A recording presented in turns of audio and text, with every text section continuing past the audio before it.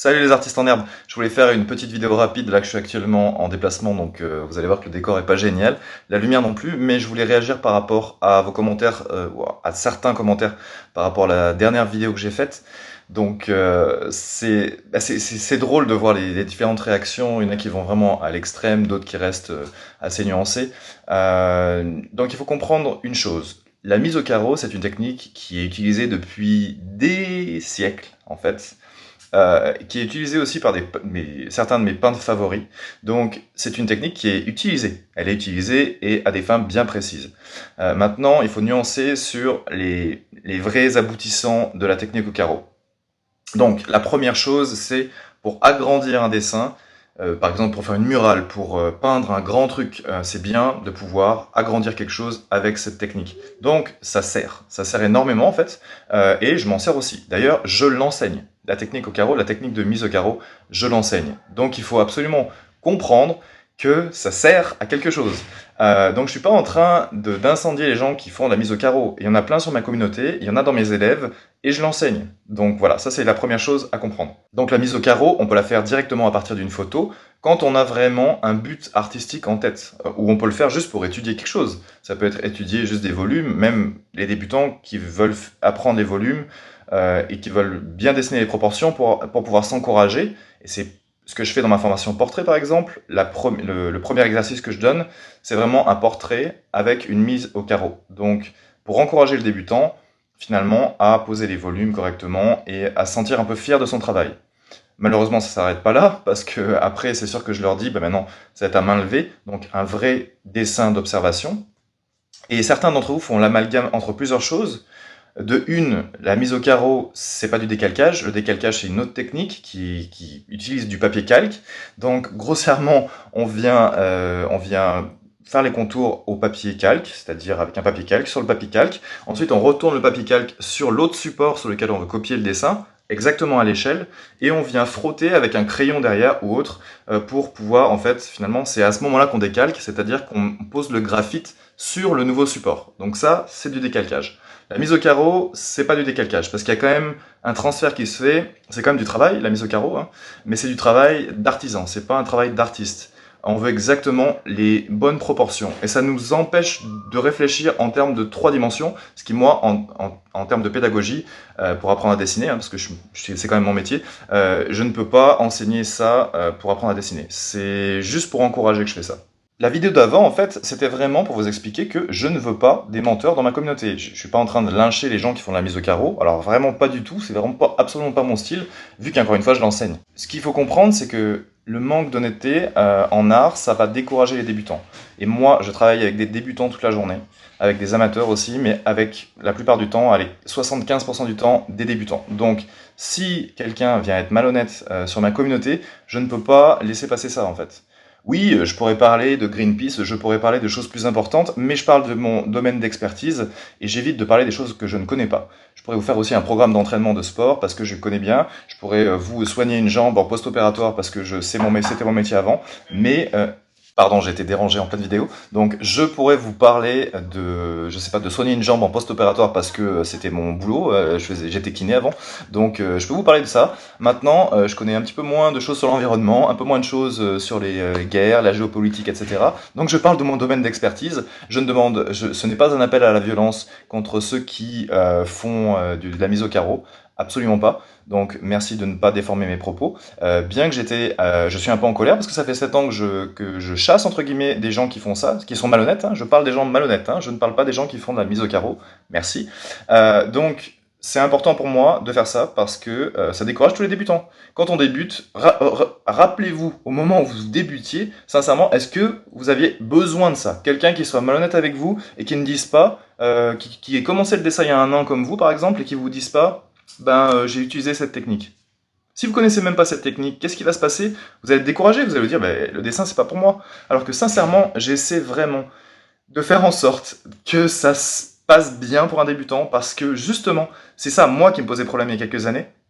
Il y a 15 ans, quand j'ai commencé à vraiment apprendre à bien dessiner, à prendre mon temps sur les bases, sincèrement, il n'y a pas besoin de ça. Le dessin, c'est assez difficile comme ça, c'est assez long, c'est facile d'apprendre les bases, mais il faut les apprendre. Il faut juste se poser 2 secondes, se dire, Le dessin, c'est un marathon, je vais mettre du temps à apprendre, mais je vais l'apprendre correctement.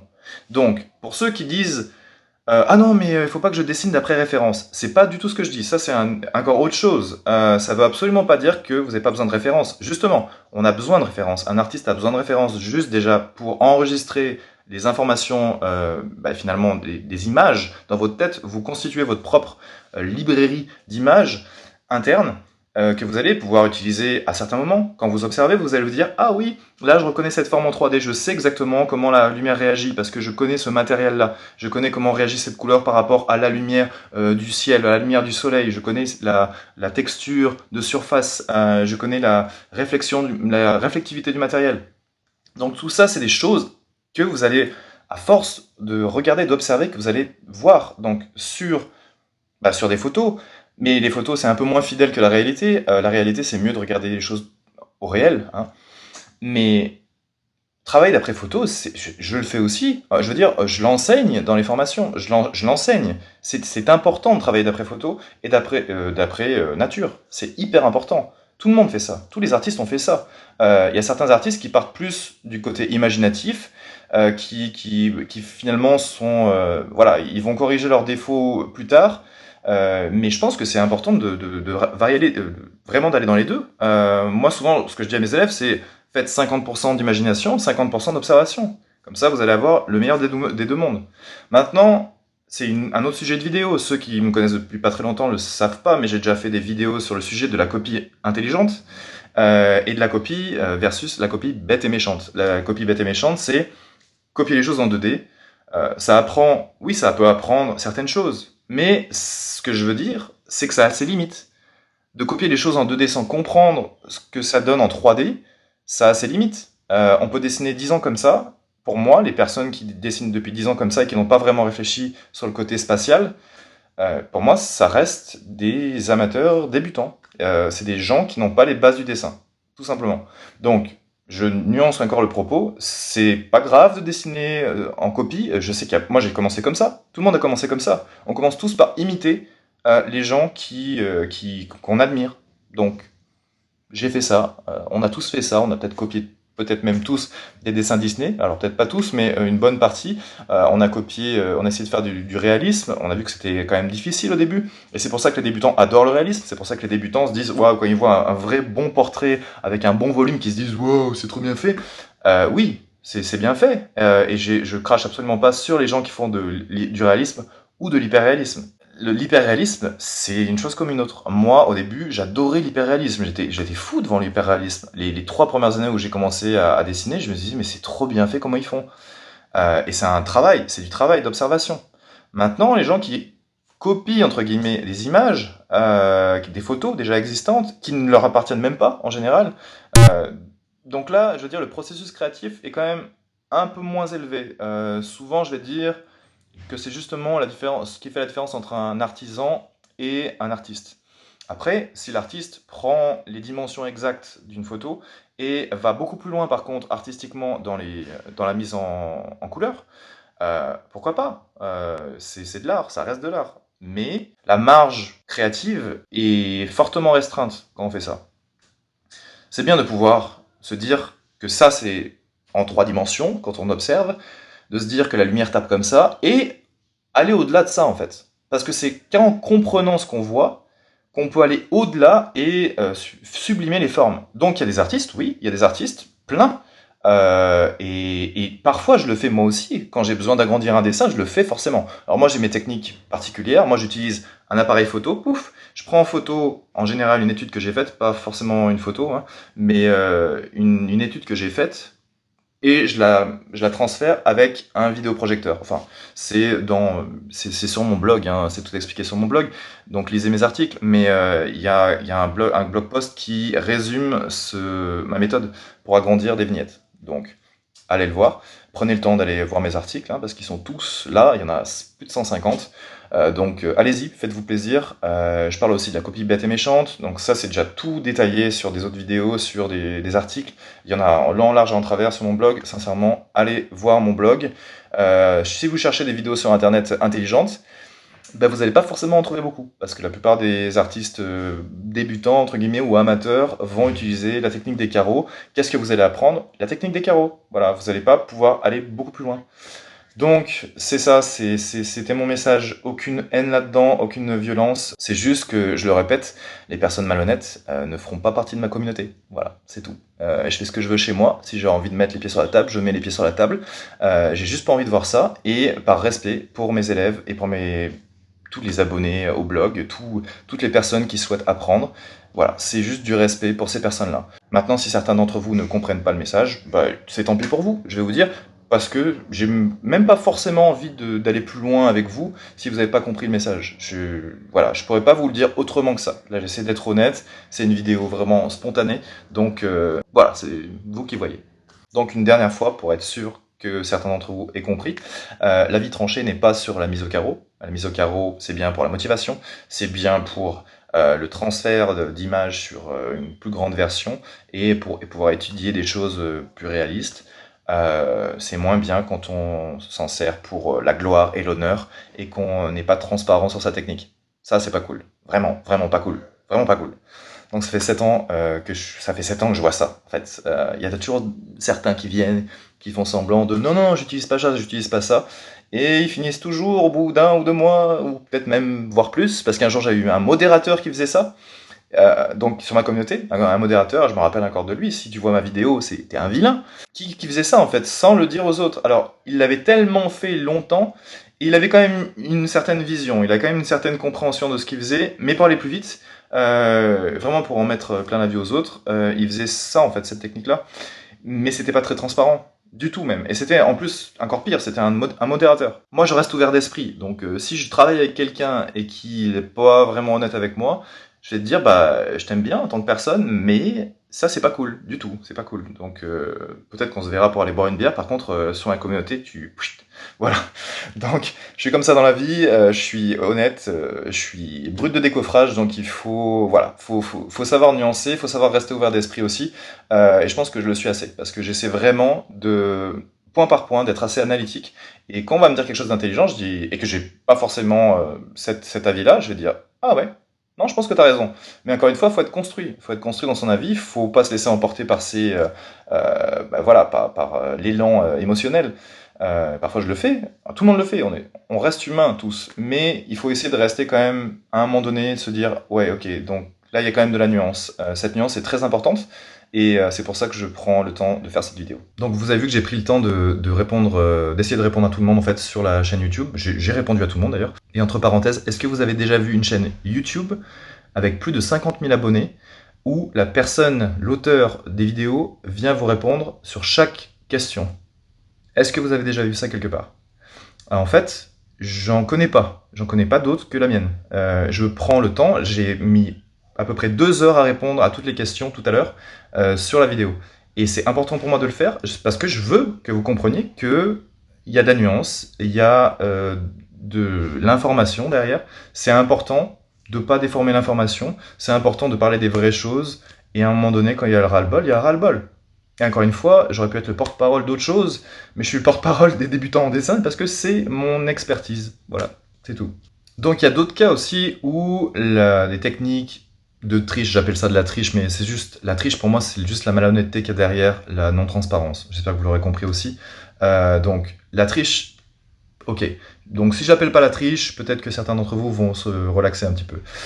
Donc je vais appeler ça toute la malhonnêteté qu'il y a derrière, donc ce manque de transparence. Maintenant, on peut utiliser des images pour faire du tracing. Donc tracing, l'overtracing, c'est quand on vient dessiner directement sur une photo en digital. Donc ça c'est même pas de la technique de la mise au carreau, parce que la mise au carreau c'est quand même du travail.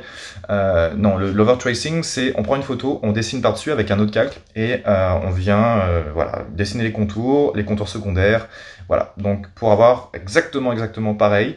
On peut essayer de styliser un petit peu le trait, styliser un peu certaines formes, mais ça c'est déjà une forme d'art en fait. Ceux qui veulent vraiment changer les formes. Donc ça, il y a déjà de l'expérience derrière, il y a déjà de l'intelligence derrière. Pour les personnes qui veulent étudier quelque chose, on peut utiliser l'overtracing. Encore une fois, c'est pareil. S'il y a la créativité sur la mise aux couleurs, sur d'autres choses, si on a envie d'essayer des choses rapidement en gagnant du temps, je dis pourquoi pas.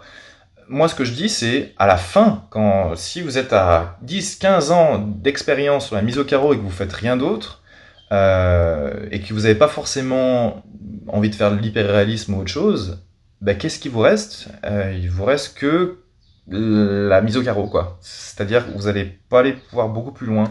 Et si vous avez donc des fans qui vous suivent et qui se disent ouais, c'est génial ce que tu fais, bah c'est tant mieux pour vous. Mais est-ce qu'il n'y a pas un petit syndrome de l'imposteur derrière si vous annoncez pas la couleur? Euh, voilà, c'est juste ça en fait, moi qui me dérange et qui me dérange pour vous d'ailleurs. Hein. Voilà, ceux qui font ça, bah, et voilà, et qui sont pas honnêtes, bah, c'est à vous de voir. Et encore une fois, moi je fais ce que je veux sur ma communauté. Donc les personnes qui annoncent pas la couleur et qui font croire aux autres des choses, bah ils seront pas chez moi. Mais je pense que vous avez compris. Hein, au bout de voilà, je répète les choses sous différentes formes pour que les gens puissent me comprendre au mieux. Parce que des fois, c'est vrai qu'on annonce un petit peu un truc comme ça, brut de décoffrage, il y en a certains qui commencent à être un petit peu énervés aussi. Donc lynchons-les, décapitons-les, j'en sais rien, non, c'est pas trop mon truc. Je suis plutôt pacifiste. Voilà, mes amis le savent, ma famille le sait, donc je pense que c'est vraiment important de le souligner. Et voilà. Donc en lisant les commentaires, et encore une fois, j'ai répondu à tous les commentaires, donc je vais éviter de me redire sur la vidéo, bien que je sais qu'il y en a qui aiment pas lire, mais voilà, vous irez lire. Désolé. Sinon, ça me fait faire 2 fois le travail, ça sert à rien. Mais s'il y a des points que j'ai oubliés, n'hésitez pas à le faire en commentaire.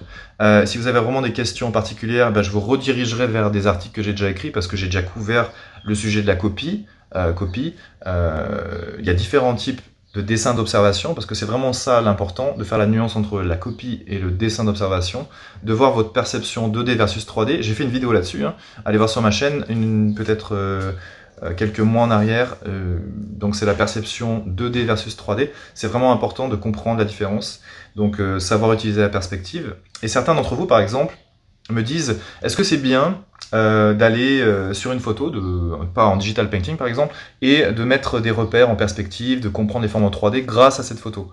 Ben, je dis, c'est super intelligent de faire ça. D'ailleurs, je l'enseigne dans mes formations aussi. Donc, je l'enseigne dans ma formation débutant. C'est une des techniques que je montre pour ceux qui ont l'outil digital et qui veulent s'en servir. Donc, si vous avez Photoshop, Procreate, GIMP, j'en sais rien, Krita, Medibank, blablabla, vous pouvez aller directement étudier des photos en traçant des trucs. Vous faites ce que vous voulez dans votre coin. Hein. Moi, je suis pas là pour vous regarder et vous faites ce que vous voulez. Pour apprendre, c'est très cool. L'outil digital est merveilleux pour avoir plus de créativité, pour pousser les limites de dessin réaliste. Sincèrement, faites-vous plaisir, quoi. Il faut savoir s'encourager avec tous les outils qu'on a. Je pense qu'une utilisation intelligente des outils disponibles, c'est intéressant. Voilà, j'ai fait ça aussi. Moi, l'outil digital a révolutionné mon dessin aussi parce que ça m'a permis de faire de la sculpture en 3D sans me salir les mains. Ça m'a permis de comprendre la perspective aussi avec des logiciels comme Google SketchUp. Voilà, et puis de plus en plus dans l'industrie du jeu vidéo, du cinéma, on utilise des logiciels 3D comme base plutôt que de tout construire à la main en dessin. Parce qu'il y a des deadlines, il y a des limites de temps. Pour un projet, de nos jours, c'est fou, quoi, comme ça va vite. Donc on est obligé, parfois quand on est professionnel, d'utiliser des techniques. D'ailleurs, même mon ami Jean-Baptiste Monge, je veux dire, c'est un des meilleurs illustrateurs du monde pour moi. C'est vraiment la crème de la crème. Il a utilisé des techniques de tracing, parfois. Bon, il est très très bon dans les techniques d'observation, il est très très bon partout. Mais parfois, quand il doit aller vite, il a utilisé ça. Ça lui est arrivé, ou pour étudier quelque chose. Donc, pas sur ses illustrations que vous voyez, hein, sur ses illustrations, il fait jamais du tracing, mais pour ses études à lui, pour découvrir certaines formes, pour aller plus vite, pour étudier justement ce que je disais, la mise en couleur. Il a déjà fait ça, et je veux dire, il y a un but derrière ça, mais il faut qu'il y ait un but. Il ne faut pas que ce soit une finalité en soi. Donc, comprenez bien la nuance, c'est vraiment important. Moi, ce que je conseille, si vous êtes débutant, je vous conseille peut-être de vous encourager, si vous faites du portrait par exemple, c'est trop tôt pour faire du portrait quand on n'a pas les bases du dessin, mais c'est correct. Faites-vous plaisir. Et le plaisir, c'est hyper important quand on veut de la motivation, c'est hyper important. Donc, gardez ce plaisir-là, mais divisez votre travail en plusieurs parties. Je sais que la partie perspective, la partie spatiale, elle paraît tellement difficile. Surtout quand on a l'impression que c'est des maths en fait. C'est pas des maths, c'est juste que c'est un peu long à comprendre parce que c'est des choses qui sont pas naturelles pour nous. Moi j'ai mis 5 ans avant d'accepter le fait qu'il fallait que je me mette vraiment à la perspective. Même pas pour apprendre la perspective. J'ai tellement mis de temps pour apprendre la perspective que maintenant je le connais en long, en large et en travers. Et ça m'arrive même d'aller réviser la perspective, parce qu'il y a des moments, ça fait tellement longtemps que j'ai pas fait des mesures, mais là je vous parle des techniques avancées en perspective, où on mesure les choses. C'est très très utile pour certaines choses, la décoration d'intérieur, pour l'architecture, mais les architectes ne travaillent même plus avec ça, ou alors il y en a certains encore, mais la mise en plan, ça se fait sur des logiciels comme Archicad. Moi j'ai fait du dessin industriel, donc j'ai un diplôme en dessin industriel du Québec, je sais mettre en plan, avec AutoCAD par exemple, des pièces industrielles très lourdes, là, des trucs super compliqués. Donc c'est des trucs super techniques. Cette technique, j'arrive à la remettre dans mes dessins artistiques. D'ailleurs, ça se voit parce que j'utilise moi un critérium pour dessiner, de plus en plus. J'aime bien la précision. Au départ, la précision, quand on fait de l'esquisse, quand on fait des choses rapides, il n'y a pas forcément besoin de précision. Moi, ce que je vous conseille, c'est de l'économie du geste. Souvent, les débutants, on les voit, ils font trop de gestes, ils font trop de travail, ils détaillent trop. C'est toujours un peu la même chose. Ils ne voient pas la chose en globalité. Mais ça, cette compréhension-là, elle vient avec le temps. Donc, laissez-vous le temps de comprendre ça. Donc, pour revenir à la mise au carreau, vous pouvez faire la mise au carreau. Je vois aucun problème avec ça. Le truc, c'est qu'il va falloir équilibrer si vous voulez vraiment apprendre à aller loin et, comme je vous disais tout à l'heure, à sublimer une photo, même si elle ne vous appartient pas, à la sublimer. Pour aller au-delà de la photo, il faut comprendre en 3D la chose que vous dessinez, ou la personne, ou le visage, ou peu importe. Il faut la comprendre, avant tout. Il faut la comprendre au niveau des proportions.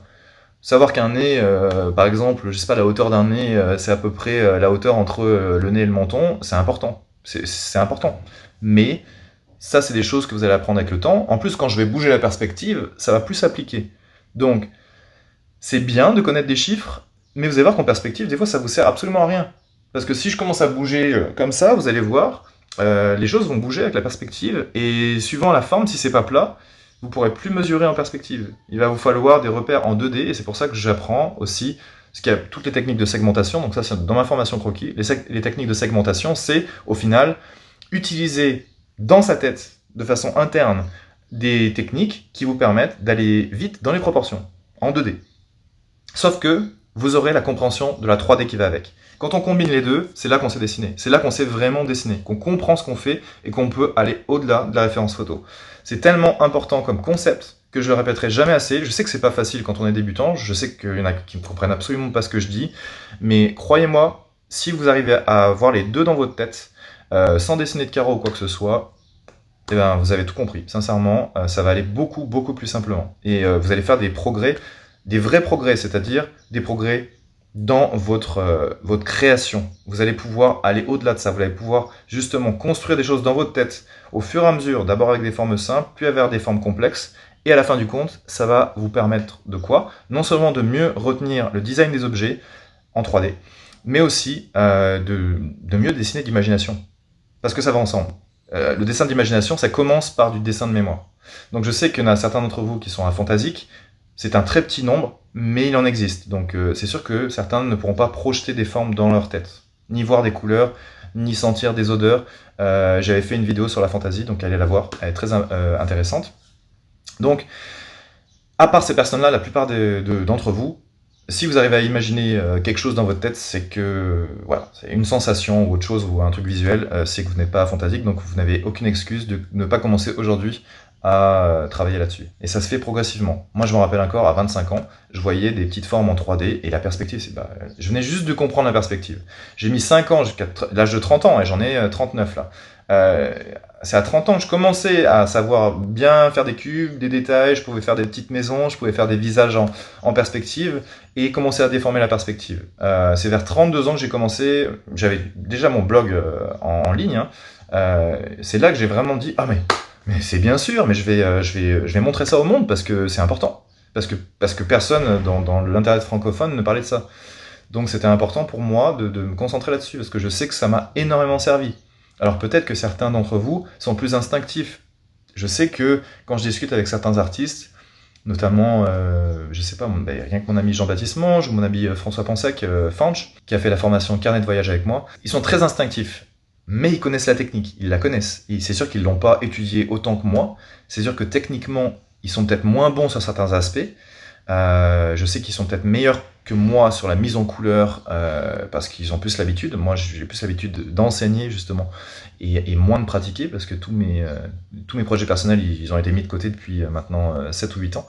Donc ça fait beaucoup de choses à faire d'ailleurs, beaucoup de projets en attente, mais j'ai pas le temps pour faire autre chose. Je m'occupe vraiment de cette communauté. Je pense que c'est important. C'est important que quelqu'un le fasse. Et je pense que je suis un porte-parole, donc c'est important pour moi de pas d'être ouvert d'esprit, de pas vous dire des choses qui n'ont pas été réfléchies. C'est sûr qu'à des moments, je vais avoir des émotions. Encore une fois, c'est tout à fait humain, mais il faut que je dise les choses à un moment donné. Et parfois, il faut que je prenne des risques. Et parfois, il faut que je sois dans la provoque, parce que ça fait réagir sur certaines choses. Ça fait réagir. C'est important d'être transparent sur ce qu'on fait, sur ce qu'on croit. Et c'est important d'avoir étudié ce qu'on dit. Voilà. C'est important d'avoir vu les choses sur le maximum d'aspects. Les gens qui me disent je suis pas d'accord avec toi, mais je suis content qu'il y ait des gens qui sont pas d'accord avec moi. Je suis content. J'attends par contre que le discours derrière soit constructif. J'attends pas mais c'est nul ce que tu racontes. Ok, mais je sais pas quoi te dire. Je voudrais bien réagir sur ce que tu me dis, mais en fait, je réagis pas sur une émotion négative. Je réagis sur ce que tu vas me dire derrière. Donc pourquoi? Pourquoi c'est pas bien? Pourquoi mon contenu est pas bien? Voilà, grossièrement, je pense avoir fait le tour de ce que je voulais vous dire sur ce sujet-là. Encore une fois, si vous avez des questions, n'hésitez pas à les faire en commentaire. Moi, je vous fais des gros bisous et je vais continuer à travailler parce que j'étais sur un truc là. Donc, je vous dis à plus. Bye bye.